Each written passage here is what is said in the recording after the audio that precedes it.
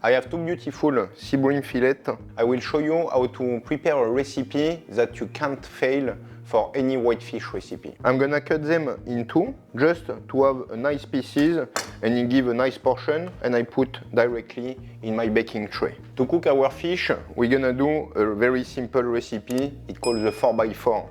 So basically, it's based on 4 ingredients. The base of this recipe is some water content. After you can put fish stock, crustacean stock, whatever you want. You put directly to your pan. You need the same quantity exactly of olive oil. You add the same quantity of fresh unsalty butter. And then you finish by fresh squeeze of lemon juice. We just make it boil and then the base is ready. After, if you want to add any other seasoning, you can put every spices that you want. Is you create as much as you want with your creativity. So now I take my masterpiece, the panda whisk.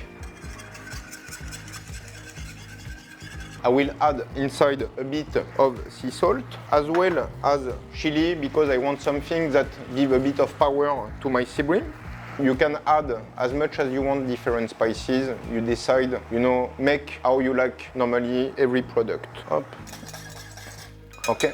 Now the sauce is ready. I'm gonna pour directly to the sea bream. You're gonna direct sear a bit the flesh with the temperature. After, make sure you don't put too much. It's just to cover the bottom of your tray.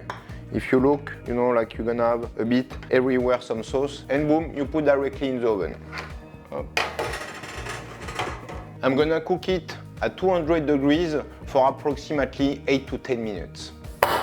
We are halfway of the cooking. I'm just gonna take a bit of the juice, the sea bream, and then I will add also some fresh watercress that's gonna cook a bit inside the sauce to bring a bit of spiciness to the recipe. My sea bream is ready. You can see the sauce and the watercress have come along all together. Now I will put directly on the serving dish. I have kept it very simple. You can accommodate this dish with many ingredients as you want. Now I will take the excess of sauce that is in my tray.